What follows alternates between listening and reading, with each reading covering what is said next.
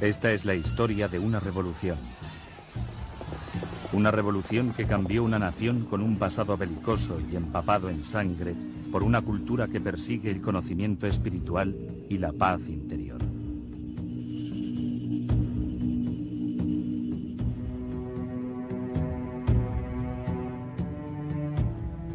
Es la historia de un antiguo príncipe que se convirtió en Dios, inspirando un linaje de reyes divinos que todavía gobierna y guía a través de la doctrina del amor y la compasión. Oculta durante centenares de años, aquí, en la cima del mundo, creció esta civilización rica en sus tradiciones únicas y cultura exótica. Solo durante este siglo ha sido levantado el velo del secreto y el misterio. Y esta es la historia de un pequeño niño campesino que se convierte en el último dios rey en la Tierra de las Nieves. Nacido para gobernar el reino ermitaño, en lugar de eso, sería testigo de la destrucción de una de las culturas más antiguas del mundo.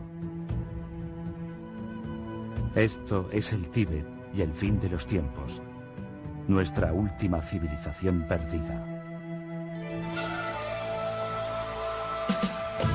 Tíbet, el fin de la historia, primera parte.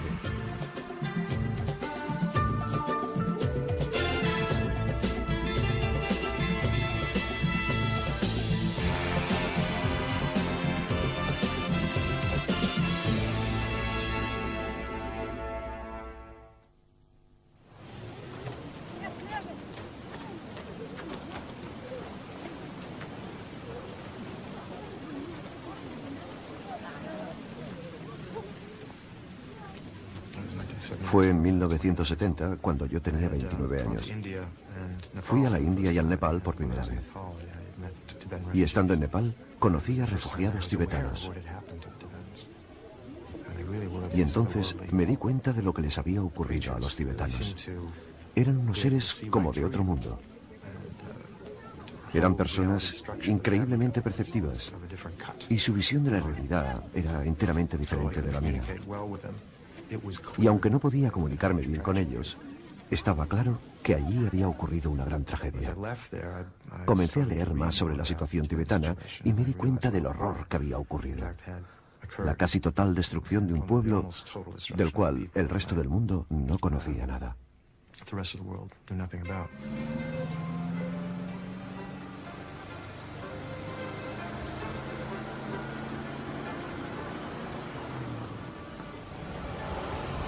Estamos en India, en la zona más occidental del Himalaya.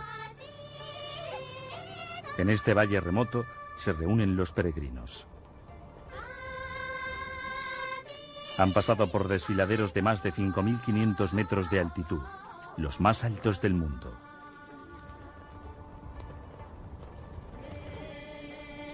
Vienen de pueblos cercanos, valles vecinos y de todas partes del mundo.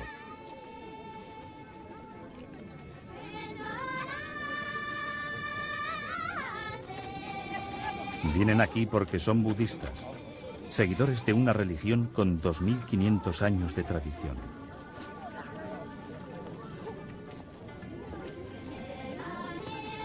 Es un viaje duro, pero todos están resueltos a asistir a una de las más sagradas ceremonias budistas.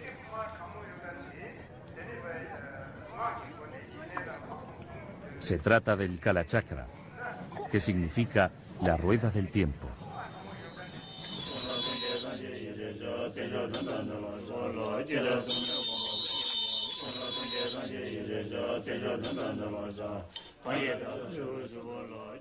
Este ritual, de una semana de duración, prepara para el fin de todas las cosas, la completa destrucción de tiempo y espacio.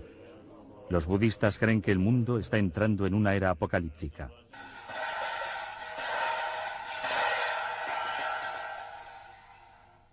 Durante toda la semana, estos monjes trabajan noche y día. Son cirujanos del corazón, pero sus conocimientos del corazón humano no están basados en la ciencia médica, sino en el amor y la compasión. Trabajan no para salvar a un paciente en particular, sino para sanar el corazón de un mundo en crisis. para salvar a cada ser vivo del samsara, el ciclo del nacimiento, vida, muerte y reencarnación, el mundo del sufrimiento. Con un cuidado meticuloso, utilizando granos de arena coloreados, crean un complejo diseño llamado mandala.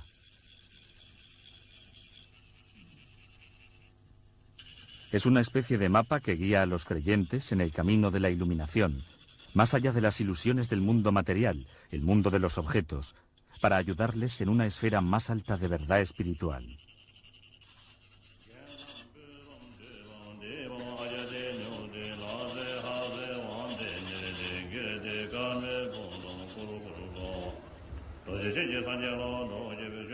Presidiendo el Kalachakra está el hombre cuyos discípulos creen la encarnación del mismo Buda. El Dalai Lama, el dios rey del Tíbet. Hoy, como otros 150.000 tibetanos, el Dalai Lama es un refugiado político, exiliado en la vecina India desde hace casi 40 años. El actual Dalai Lama, un título que significa océano de sabiduría, es el líder religioso y político de 6 millones de tibetanos. Sus seguidores creen que durante los últimos 600 años ha muerto 13 veces y en cada ocasión su alma retorna a un nuevo cuerpo, la encarnación.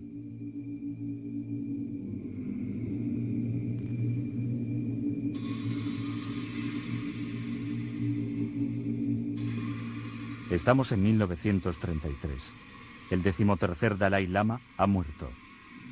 Un grupo de los monjes más respetados del Tíbet empezará la búsqueda de su sucesor, de un niño nacido con la misma alma de cada Dalai Lama fallecido. Rezan por su regreso rápido a este mundo.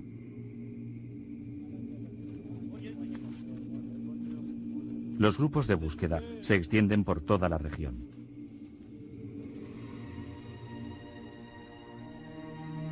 El Tíbet es un país enorme.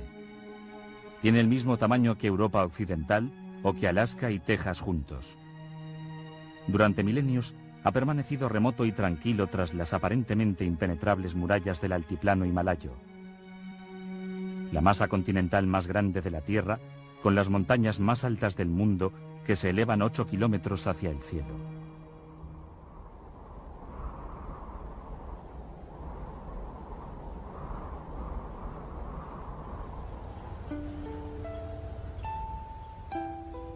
Siempre un lugar misterioso, el Tíbet fue el modelo para Shangri-La, la tierra del abominable hombre de las nieves, de extraños rituales y ritos mágicos, un mundo de místicos levitantes y de monjes cuyas almas podían dejar sus cuerpos y volar hacia reinos míticos.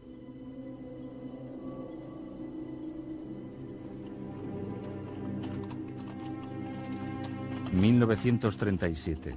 4 años después de la muerte del 13º Dalai Lama, los monjes todavía cantan y rezan por el éxito de su búsqueda, por el descubrimiento del próximo dios rey del Tíbet. Han viajado a lo más recóndito de esta desolada soledad. Las semanas se convirtieron en meses y los meses en años.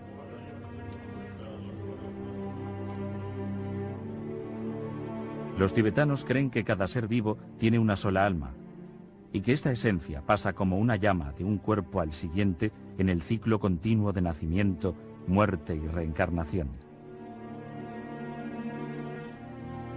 Las acciones del alma en una vida determinan el cuerpo en el que se reencarnará. Una persona malvada puede reencarnarse en un animal humilde, mientras que un alma bondadosa puede regresar como una realeza. Purificada por actos de bondad en incontables vidas pasadas, un alma alcanza la iluminación, una especie de estado divino conocido como nirvana, donde el alma es liberada del mundo material. La categoría más alta entre los iluminados la ocupa el Dalai Lama. Los tibetanos creen que regresa al mundo por compasión, para acercar a los demás a la iluminación.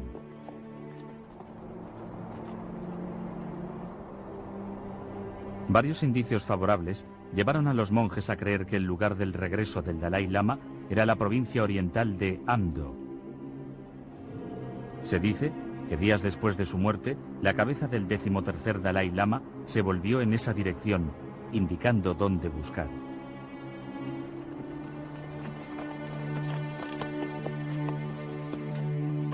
La imagen de un monasterio con un característico techo turquesa aparece reflejada en las aguas de un lago sagrado. El grupo de búsqueda sabe que se está acercando.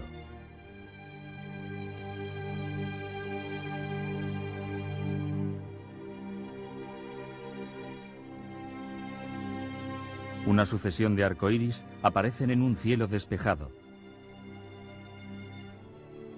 Les llegan rumores de un niño nacido el 6 de julio de 1935, poco después de la muerte del 13º Dalai Lama. Se oyeron trompetas en los cielos el día de su nacimiento.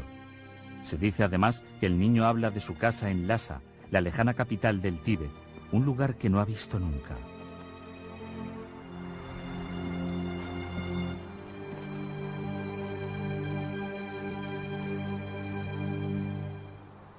Su nombre es Lamo Doudub. Inmediatamente identifica a uno de los del grupo de búsqueda por su nombre, hablándole en su propio dialecto. Entonces alarga la mano y tira de su collar de rezos, collar que perteneció al 13º Dalai Lama.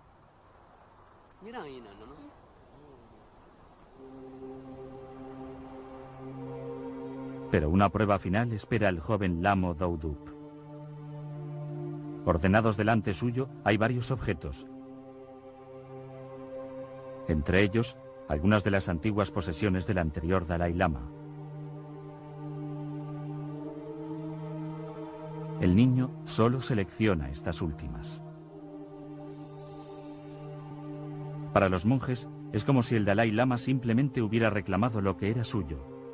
Su larga búsqueda ha terminado. Lamo Doudub es renombrado Tenzin Gyatso y se prepara para ser el 14º Dalai Lama.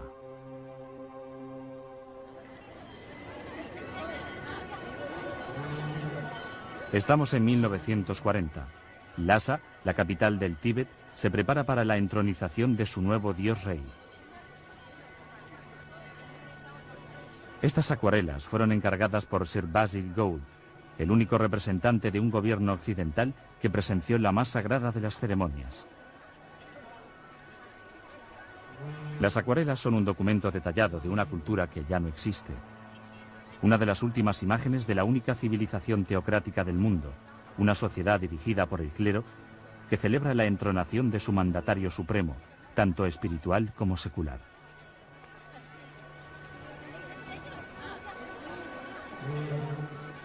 El hijo de un mulero de la más remota provincia oriental del Tíbet, el joven Lamo Doudub, ha recorrido un largo camino desde la choza de 2 habitaciones que compartía con sus padres y 4 hermanos y hermanas a este magnífico templo de 7 pisos de altura con más de 1000 habitaciones llenas de tesoros.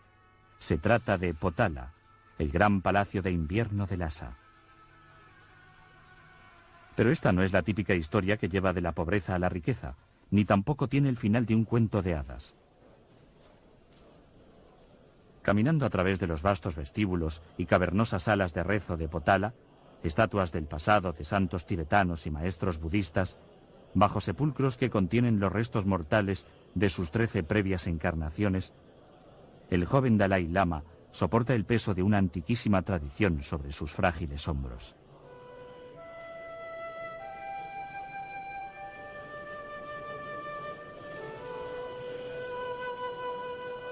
Consciente en todo momento de su posición en el corazón de la civilización tibetana, él es ahora el portador de la antorcha de una religión que se remonta a 2500 años.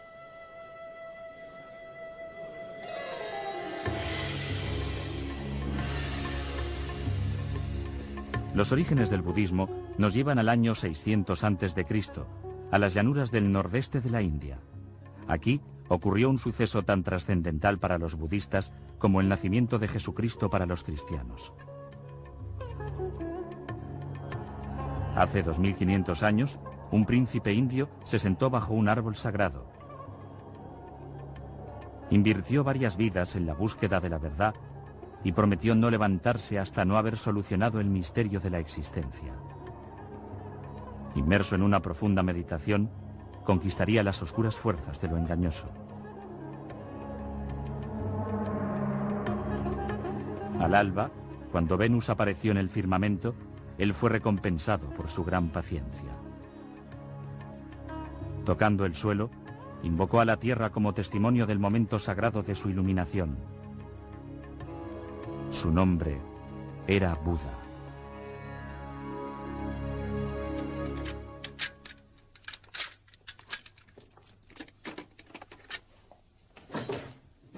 Había resuelto, dijo, el verdadero sentido de la vida. Todos los seres, profesó, estaban bloqueados en el samsara, el ciclo del nacimiento, la muerte y la reencarnación. Solo se podría salir del samsara a través de una realización espiritual que él llamó nirvana. Mientras todas las almas ascienden por la escala de la vida hacia la iluminación, alcanzar el nirvana requiere incontables vidas. La iluminación solo llega cuando la verdadera esencia de la realidad es comprendida. Existencia es impermanencia. La filosofía de Buda está contenida en 108 volúmenes que muchos seguidores se aprenden de memoria.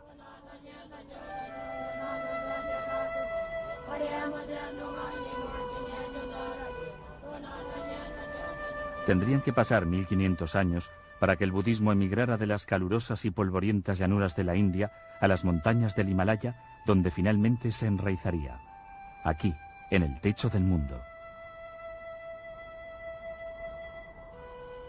El altiplano tibetano es uno de los más remotos e inhóspitos lugares de la Tierra. Un marco inverosímil para una fe basada en el amor y la compasión para la supervivencia. Y aún así, prosperó. ¿Por qué? Quizás la dureza del enclave nos dé una pista. Aquí, a 5.500 metros, en el vasto, desolado altiplano himalayo, las fuerzas de la naturaleza devuelven a la gente a su humildad. Como nómadas, viven una vida de cambio e impermanencia, y solo necesitan mirar a su alrededor para sentir cuál es su lugar en el amplio esquema de la vida. Desde luego, el terreno es hasta tal punto impresionante que lo domina todo en tu vida. Se toma una buena impresión de las limitaciones de la propia identidad y el propio ego. Es una buena ayuda cuando uno tiene que mudarse y adaptarse a nuevos lugares. El 60% de los tibetanos son nómadas. Uno de los factores más importantes que contribuyen a la resistencia de los tibetanos es su capacidad de adaptación a nuevos entornos. Se trata, según pienso, de la idea filosófica de la impermanencia.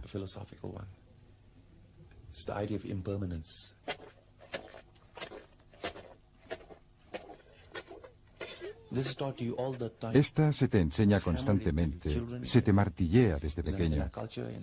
Está en nuestra cultura tradicional, en nuestras canciones, incluso en nuestras expresiones cotidianas. Todo es impermanencia en Mitakpa. Viene y se va. El sufrimiento es impermanencia. La felicidad es impermanencia.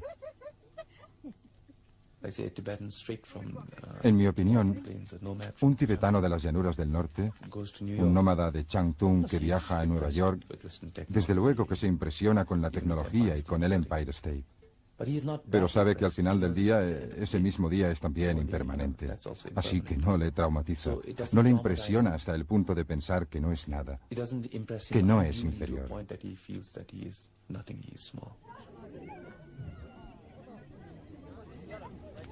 La creencia budista en la impermanencia y el fin de todas las cosas está equilibrada por una creencia igualmente fuerte en la reencarnación y en la renovación.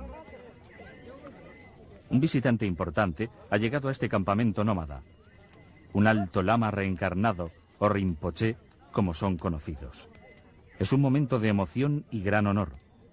Durante todo el día, los nómadas visitan la tierra del lama ofreciendo katas, las bufandas blancas de respeto.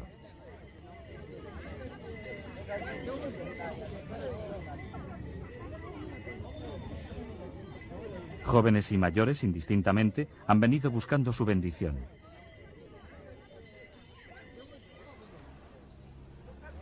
Que el Rinpoché sea solo un niño pequeño no es importante. Para los nómadas, este niño es el heredero de muchas vidas de poder espiritual y sabiduría.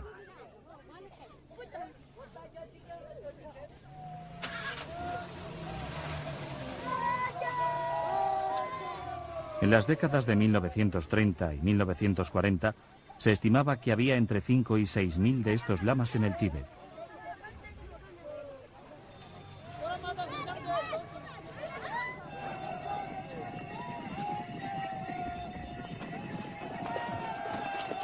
Aquí, en este áspero pero imponente paisaje, las nociones budistas de ausencia de principio y de fin, la pérdida del ego, la reencarnación y la impermanencia no son conceptos abstractos, son realidades cotidianas.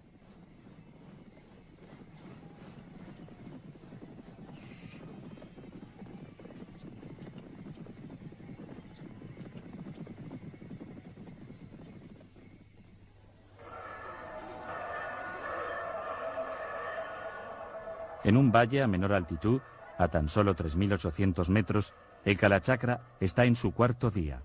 El sol del Himalaya es intenso. Dirigiéndose a una multitud de 40.000 seguidores, el Dalai Lama pronuncia el mensaje budista de la impermanencia. Un mensaje que le ha dado a los tibetanos la fuerza y resolución para hacer frente a la tragedia y al cambio. Les ha proporcionado la capacidad de permanecer esperanzados incluso cuando parece que lo han perdido todo. Este valiente semblante exterior oculta la profunda desesperación del Tíbet.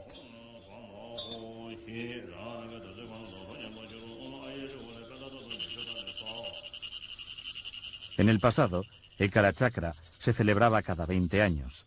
Hoy, la rueda del tiempo gira más rápida. La ceremonia se celebra anualmente. Es la manera de encauzar una crisis lo que ha llevado a la civilización tibetana al límite.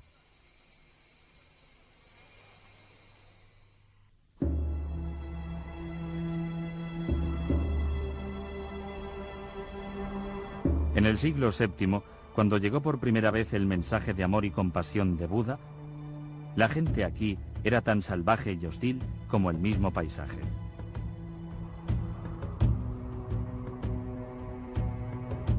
Las primeras visiones externas del Tíbet provienen de antiguos documentos de la dinastía china Tang. Un retrato que tiene poco que ver con la sociedad tranquila que se desarrollaría aquí. Hay cientos y miles de hombres dispuestos a empuñar armas. Para el reclutamiento de tropas utilizan una flecha dorada. Sus arcos y espadas nunca los abandonan. Aprecian la fuerza física y desdeñan la vejez. La disciplina militar es estricta. En batalla, las tropas de segunda línea solo entran en acción cuando las de vanguardia han sido completamente aniquiladas. Aprecian morir luchando y odian que la enfermedad acabe con sus vidas. Como castigo, incluso por una falta leve, se arrancan los ojos o se cortan los pies o la nariz. Se azotan con látigo hasta cuando creen conveniente.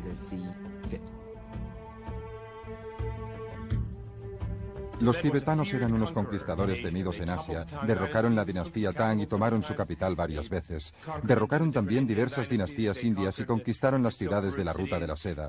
Destruyeron el califato de Bagdad en un par de batallas. Eran un grupo muy duro, parecido al de Gengis Khan en el primer milenio.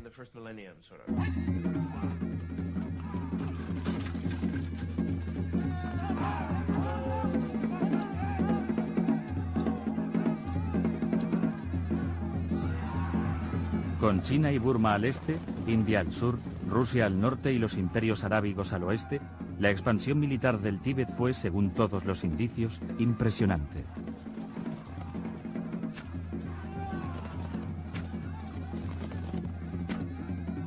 Tras miles de años, consiguieron algo durante el siglo XVII que les llevó a ser catalogados como una de las grandes civilizaciones de hoy. Fue fundamentalmente su desmilitarización.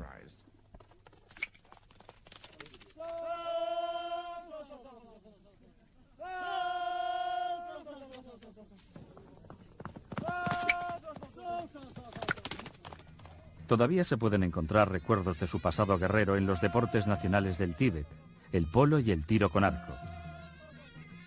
Pero no fue esta precisamente la dirección que la civilización decidió escoger. El Tíbet era único en el planeta. Ningún otro país cambió de la manera que lo hizo el Tíbet. Los demás fueron justo en la dirección opuesta. El criterio tibetano de civilización es que la nación no debe hacer uso de la violencia y debe resolver las disputas y los desacuerdos de manera razonable, conversando con los vecinos.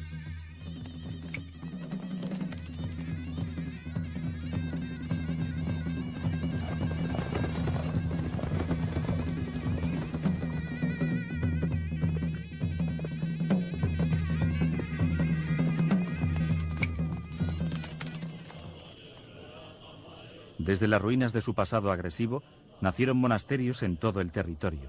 Donde una vez hubieron ejércitos de soldados, ahora habían legiones de monjes.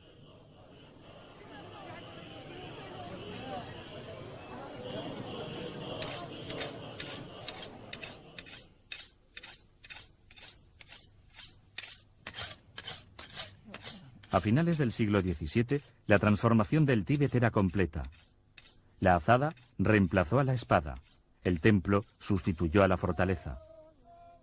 Desde unos principios inverosímiles, emergió una sociedad pacífica y autosuficiente dedicada exclusivamente a la búsqueda de la no violencia y la sabiduría espiritual. Se trata de gente amable, que lo que quería era desarrollar aún más su sabiduría y su civilización. No había hambre en el Tíbet. La gente tenía lo necesario para sobrevivir. En una vida eran aristócratas, en la siguiente eran campesinos. No tenía demasiada importancia. Habían dificultades y desigualdades, es cierto, pero toda civilización las tiene. Y como vía, como camino a seguir, fue una experiencia extraordinaria de la que todos formaron parte.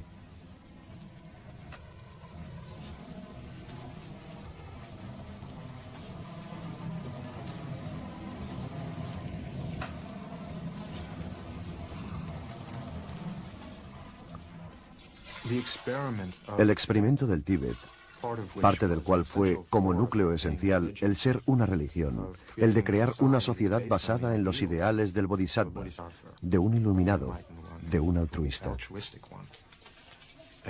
Una sociedad verdaderamente altruista cuyas instituciones están formuladas desde los ideales de esta persona iluminada. Y las instituciones de esta civilización están allí para acoger este tipo de gente. En este país solemos hacer las cosas al revés. Creamos instituciones y marcos conceptuales e intentamos que la gente encaje en ellas en lugar de empezar con un ideal maravilloso y a partir de ahí crear instituciones y estructuras para acoger y ayudar a más de estos individuos iluminados. Pero este experimento de la civilización y la cultura tibetana, que es algo extraordinaria, está basado en un altruismo total. Hago las cosas por los demás.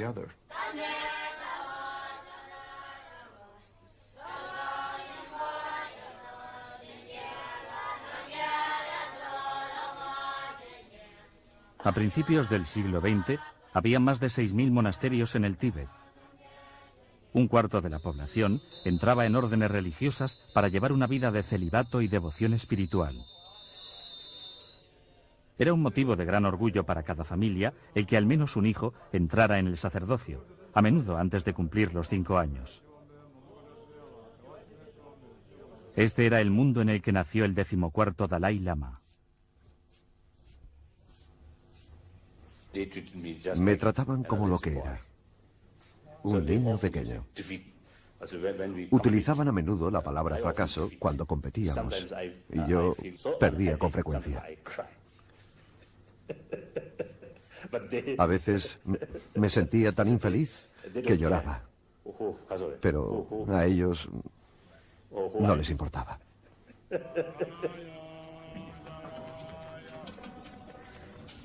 Cuando el joven Dalai Lama se formaba para asumir el mando de líder espiritual supremo del Tíbet, su preparación era rigurosa.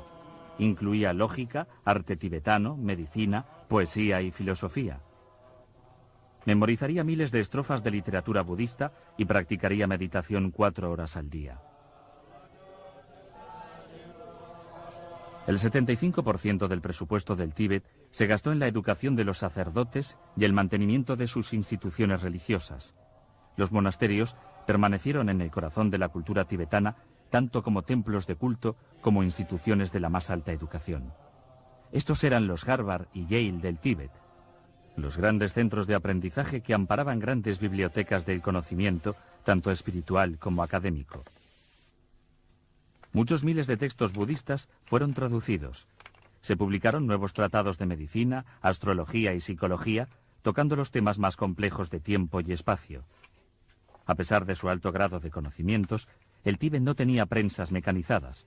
Toda la impresión se hizo con tablas de madera.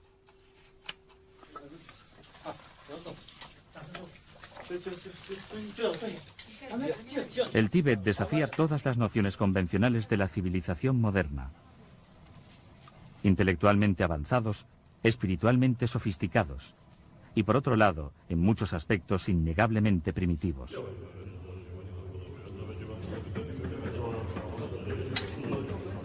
En el Tíbet, incluso la rueda, este símbolo proverbial de progreso, fue utilizado principalmente para fines religiosos. Las ruedas de oración, tanto las pequeñas como las más grandes, giran incesantemente, conteniendo cientos de miles de invocaciones. Cada vuelta es una especie de Ave María budista. En vez de defender nuestras fronteras, nos hemos dedicado a enseñar y aprender. En vez de lanzar invasiones, construimos monasterios. Canalizamos toda la energía de nuestras mentes hacia la contemplación de la compasión, de la impermanencia y de la esencia de la vida y la muerte. Así, la misma gente que estaba preparada para luchar y morir en las guerras, está ahora dedicada enteramente a cuestiones espirituales.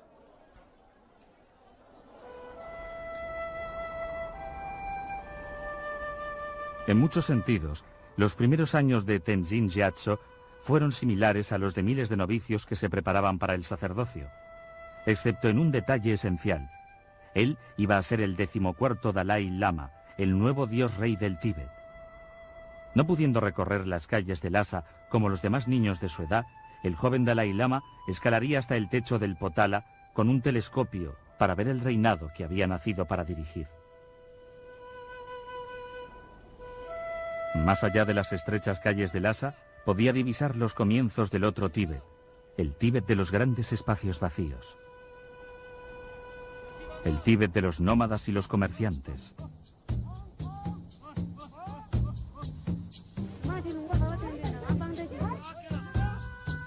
En los años anteriores a los viajes oceánicos, todo el comercio con Oriente se hacía por tierra.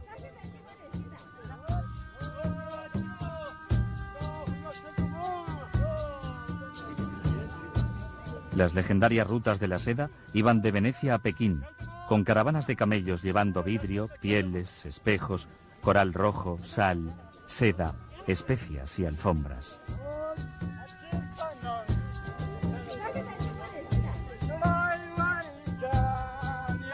El Tíbet estaba en una encrucijada del Asia Central, y los tibetanos se convirtieron en expertos comerciantes, comprando o vendiendo cualquier cosa de valor.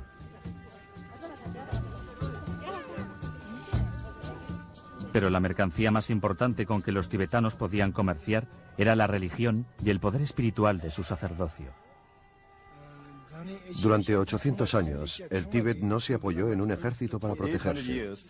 Durante 800 años, el territorio del Tíbet, su religión y cultura estuvieron defendidos por medios espirituales. Los lamas y altos sacerdotes tibetanos se convirtieron en las más poderosas y veneradas figuras del Asia Central. Los reyes de los países vecinos, como los emperadores de China y los khanes de Mongolia, fueron discípulos de los lamas tibetanos. Y a cambio, cumplieron su promesa de proteger al Tíbet de las invasiones. Durante siglos, los tibetanos han sido intrépidos viajeros, realizando recorridos que requerían de un enorme coraje y una gran resistencia. Pero para los budistas, el viaje más importante era el que harían tras la muerte. Estamos cerca de la frontera entre la India y el Tíbet. Los monjes budistas guían a los acompañantes del féretro hacia la incineración. El cadáver está colocado en posición fetal.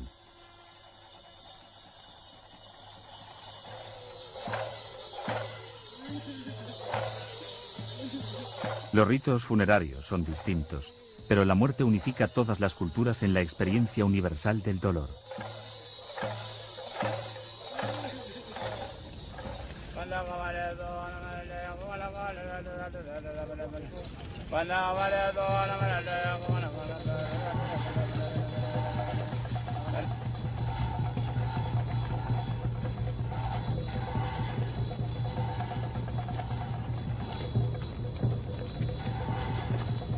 La incineración es solo una entre varias maneras de deshacerse de los cadáveres en el Tíbet.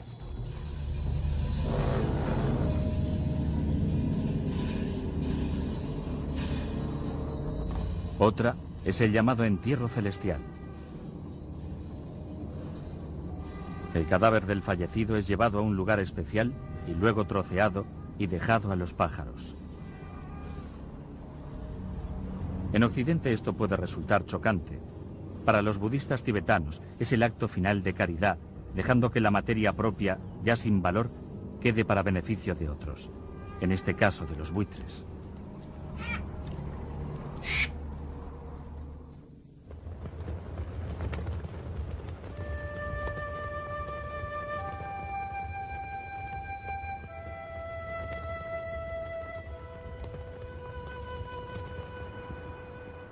La ceremonia del Kalachakra está a punto de acabar. Solo queda un ritual. El gran mandala ya ha sido terminado. Para los 40.000 peregrinos no puede haber mayor privilegio que el ver el mandala del Kalachakra.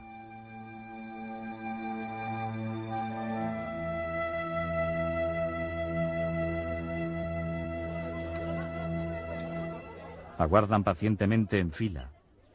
Llevará días para que les llegue el turno a todos.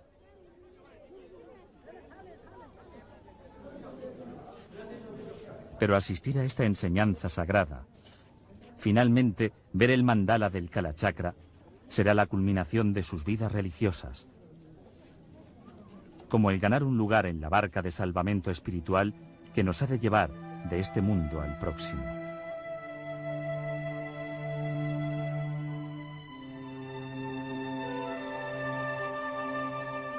Ver esta legendaria rueda del tiempo es el equivalente budista a una peregrinación a la Meca o una audiencia con el Papa.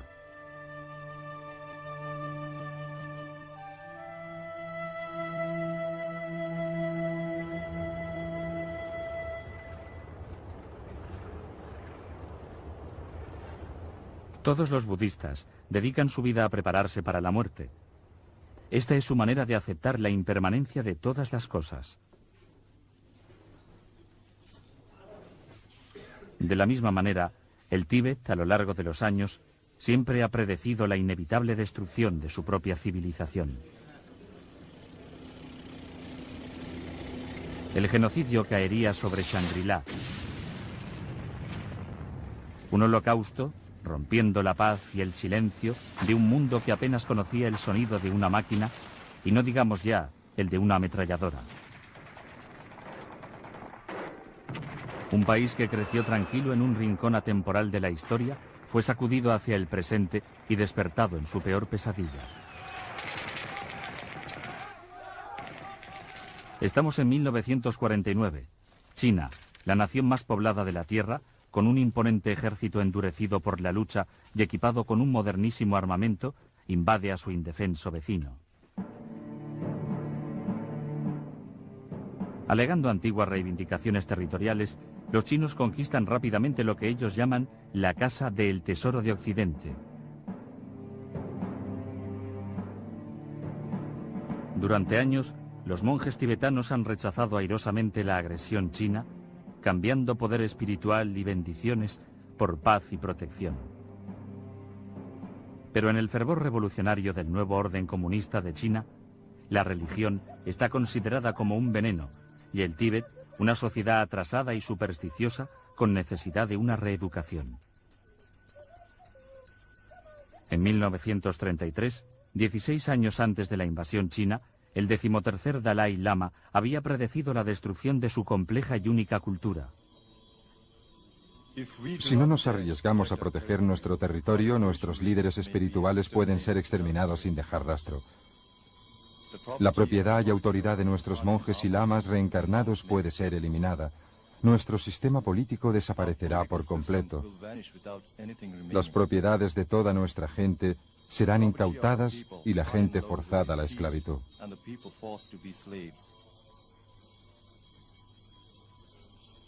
Todas las cosas vivientes tendrán que soportar interminables días de sufrimiento y serán atacados con el miedo. Estos días llegarán.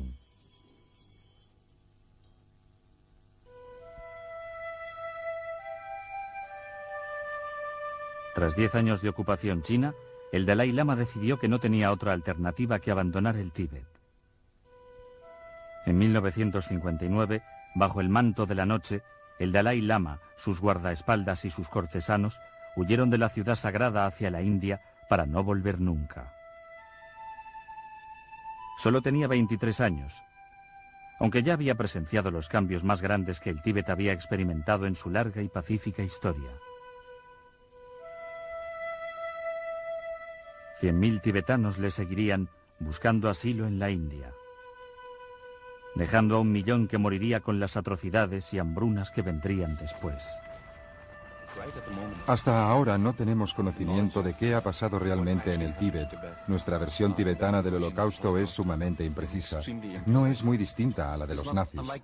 La información que poseemos sobre todo lo que les pasó a los judíos, todos los campos de exterminio, la tenemos principalmente tras la guerra, cuando los archivos del rey pudieron ser abiertos y estudiados. Cuando los soldados aliados visitaron los campos y las fosas pudieron ser desenterradas. Pero nada de esto ha ocurrido en el Tíbet.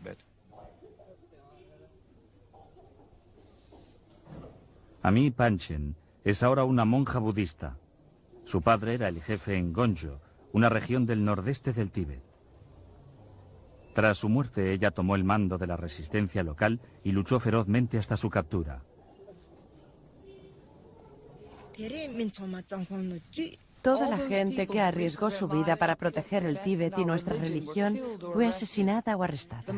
Los monasterios fueron destruidos. Las estatuas de oro y plata fueron llevados a China. Los monasterios fueron reducidos a edificios vacíos. A mí me pegaron con palos, pero no tenía nada que explicarles. Decían que teníamos que confesar nuestros crímenes. Fuimos torturados y colgados por los pies. Me encadenaron las piernas durante más de 1 año. No había comida en mi estómago. A veces caía inconsciente. Algunos presos me dijeron que incluso habían estado tentados de comerse sus propios excrementos. Tal era el hambre en la prisión. Ahora soy vieja. Cuando entré en prisión solo tenía 25 años. Cuando salí era una mujer vieja. Me he pasado la vida en prisión.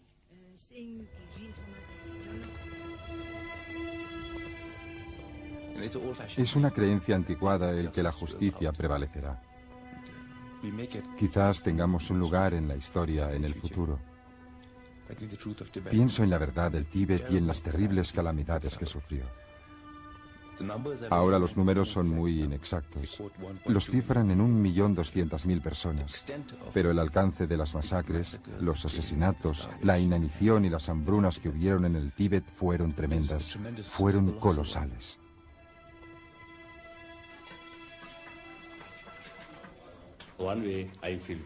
Por un lado, me siento muy desgraciado, muy desafortunado, porque he nacido en un periodo en el que la nación tibetana ha pasado por las experiencias más destructivas.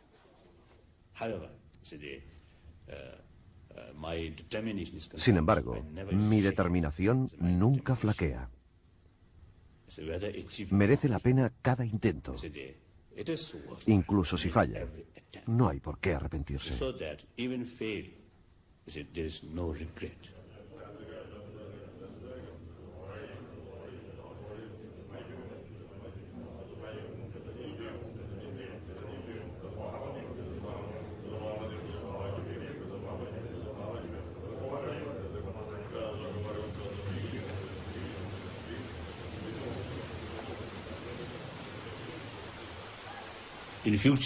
En el futuro, el Tíbet será un nuevo Tíbet. Nunca volverá el viejo Tíbet. No es posible ni necesario.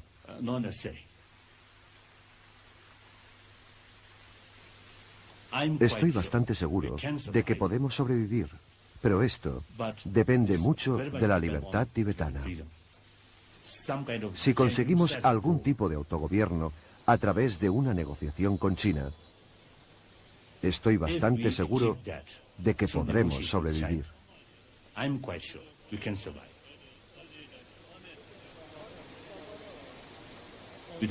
Sin este tipo de libertad, sin este tipo de verdadero autogobierno, la civilización tibetana está realmente enfrentándose a la amenaza de la extinción.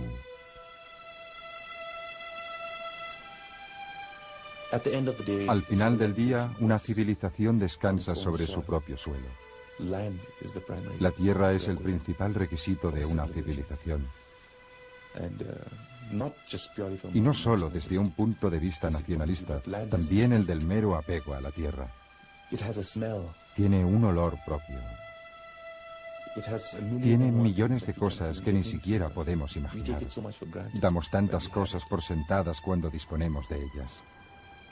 Los tibetanos necesitan la tierra, así como creo que los tibetanos permanecen fieles a la idea de recuperar su país, de liberar a sus hermanos del interior del Tíbet. También pienso que esta civilización no está perdida del todo.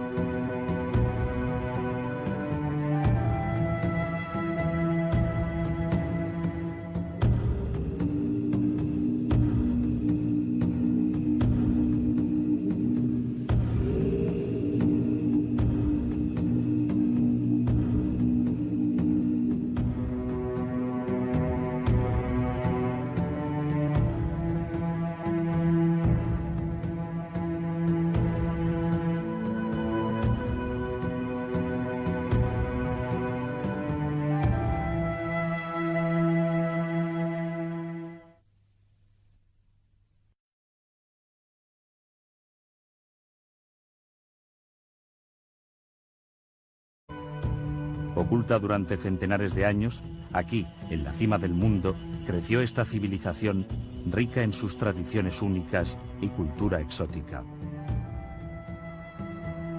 Solo durante este siglo ha sido levantado el velo del secreto y el misterio. Y esta es la historia de un pequeño niño campesino que se convierte en el último dios rey en la Tierra de las Nieves. Nacido para gobernar el reino ermitaño, en lugar de eso, sería testigo de la destrucción de una de las culturas más antiguas del mundo. Esto es el Tíbet y el fin de los tiempos, nuestra última civilización perdida. Tíbet, el fin de la historia, primera parte.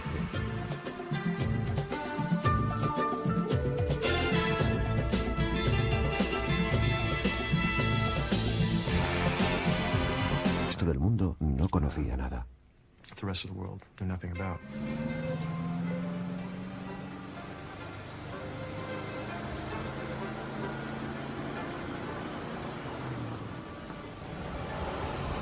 Estamos en India, en la zona más occidental del Himalaya. En este valle remoto se reúnen los peregrinos. Han pasado por desfiladeros de más de 5.500 metros de altitud, los más altos del mundo.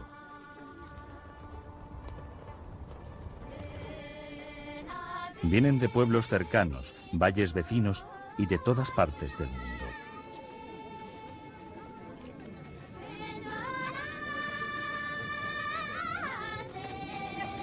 Vienen aquí porque son budistas, seguidores de una religión con 2.500 años de tradición.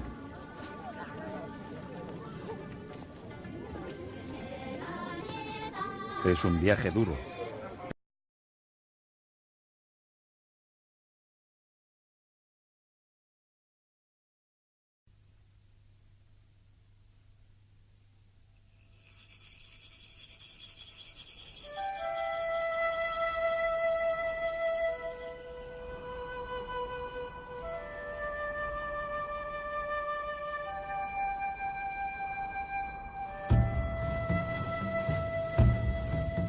Esta es la historia de una revolución.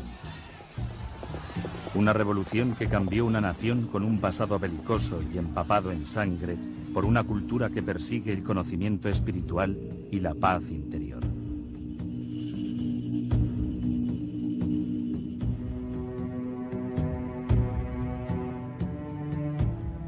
Es la historia de un antiguo príncipe que se convirtió en Dios, inspirando un linaje de reyes divinos que todavía gobierna y guía a través de la doctrina del amor y la compasión. Pero todos están resueltos a asistir a una de las más sagradas ceremonias budistas.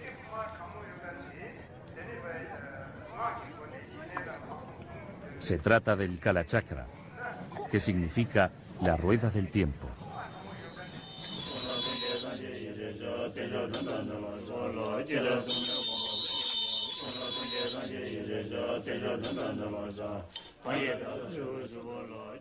Este ritual, de una semana de duración, prepara para el fin de todas las cosas, la completa destrucción de tiempo y espacio.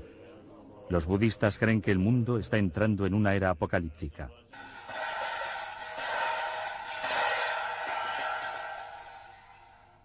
Durante toda la semana, estos monjes trabajan noche y día. Son cirujanos del corazón, pero sus conocimientos del corazón humano no están basados en la ciencia médica, sino en el amor y la compasión. Trabajan no para salvar a un mundo.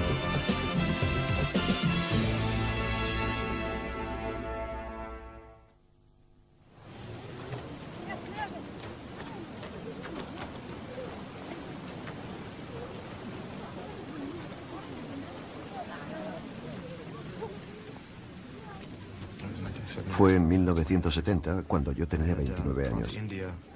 Fui a la India y al Nepal por primera vez. Y estando en Nepal, conocí a refugiados tibetanos. Y entonces me di cuenta de lo que les había ocurrido a los tibetanos. Eran unos seres como de otro mundo. Eran personas increíblemente perceptivas. Y su visión de la realidad era enteramente diferente de la mía. Y aunque no podía comunicarme bien con ellos, estaba claro que allí había ocurrido una gran tragedia. Comencé a leer más sobre la situación tibetana y me di cuenta del horror que había ocurrido. La casi total destrucción de un pueblo del cual el resto... Los cercanos, valles vecinos y de todas partes del mundo.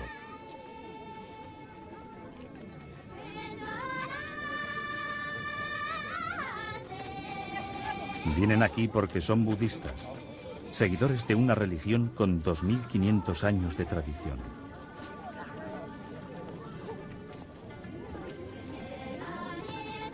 Es un viaje duro, pero todos están resueltos a asistir a una de las más sagradas ceremonias budistas.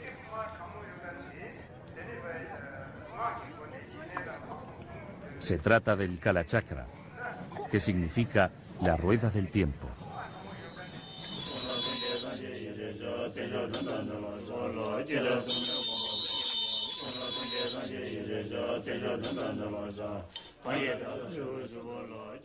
Este ritual, de una semana de duración, prepara para el fin de todas las cosas, la completa destrucción de tiempo y espacio. Los budistas creen que el mundo está entrando en una era apocalíptica.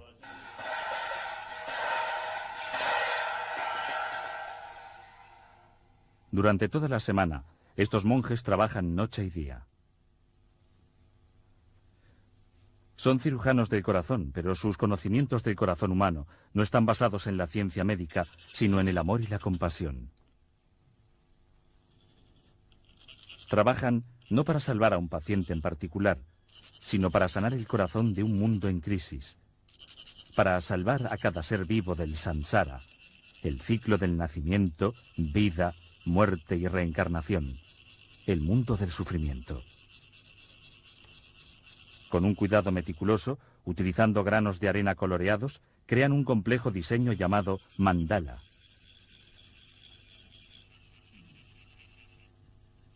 Es una especie de mapa que guía a los creyentes en el camino de la iluminación, más allá de las ilusiones del mundo material, el mundo de los objetos, para ayudarles en una esfera más alta de verdad espiritual.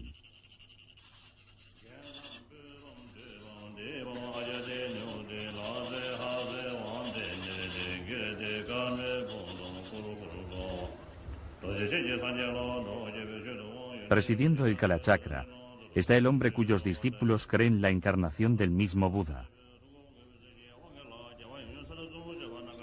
El Dalai Lama, el dios rey del Tíbet. Y estando en Nepal, conocí a refugiados tibetanos. Y entonces me di cuenta de lo que les había ocurrido a los tibetanos. Eran unos seres como de otro mundo. Eran personas increíblemente perceptivas y su visión de la realidad era enteramente diferente de la mía. Y aunque no podía comunicarme bien con ellos, estaba claro que allí había ocurrido una gran tragedia. Comencé a leer más sobre la situación tibetana y me di cuenta del horror que había ocurrido. La casi total destrucción de un pueblo del cual el resto del mundo no conocía nada.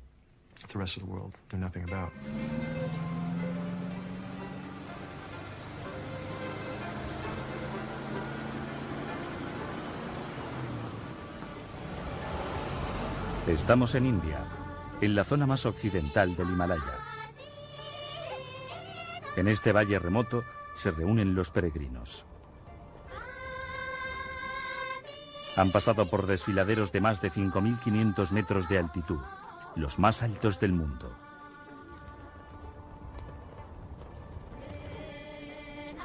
Vienen de pueblos.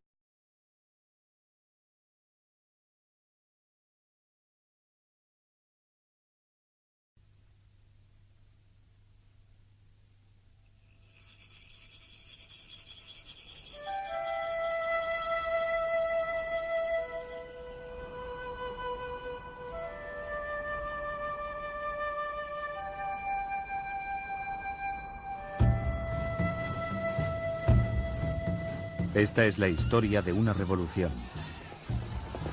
Una revolución que cambió una nación con un pasado belicoso y empapado en sangre por una cultura que persigue el conocimiento espiritual y la paz interior.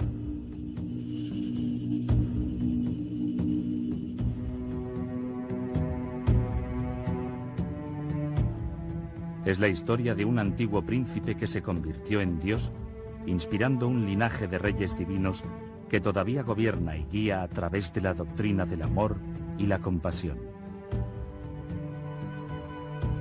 Oculta durante centenares de años, aquí, en la cima del mundo, creció esta civilización rica en sus tradiciones únicas y cultura exótica. Solo durante este siglo ha sido levantado el velo del secreto y el misterio. Y esta es la historia de un pequeño niño campesino que se convierte en el último dios rey en la Tierra de las Nieves. Nacido para gobernar el reino ermitaño, en lugar de eso, sería testigo de la destrucción de una de las culturas más antiguas del mundo. Esto es el Tíbet y el fin de los tiempos. nuestra última civilización perdida. Tíbet, el fin de la historia. Primera parte.